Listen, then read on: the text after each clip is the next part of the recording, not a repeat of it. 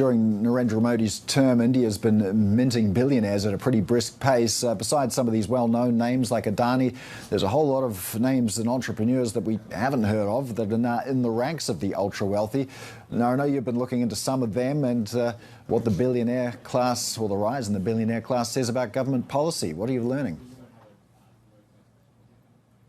Over the last decade, India has minted more billionaires than ever in its history. And this is emblematic of sort of the government policies and the growth that we've seen in the country over the last decade. Barring a few bumps in the road, particularly the COVID-19 pandemic, India's growth rate has been fairly strong, and because of incredible amounts of spending on infrastructure, we've seen a number of infrastructure billionaires emerge, real estate billionaires emerge. Some of these billionaires, Bloomberg's estimated their wealth around the time that the Modi government came into power was around $1 billion or less than $1 billion. Today, they've crossed $6, $7, $8 billion. Some of these real estate moguls, would have had less than 10 million square feet of property under their belt in 2014-15. Today, they're well above 40 to 50 million square feet.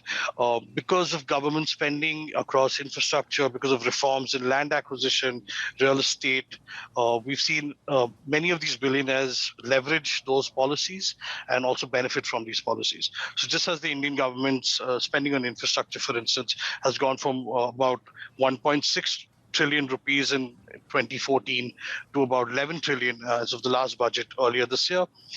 We've seen that money sort of trickle down to large infrastructure players such as Larsen and Toubro and the Adani Group, but also smaller infrastructure players that are today that have billion-dollar balance sheets.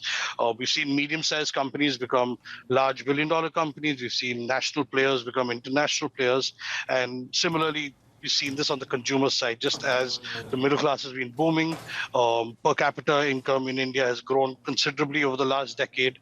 The more consumption that's happening, we've seen a lot of companies, smaller companies that were perhaps not as well known 10 years ago, now become household brands and household names across the country.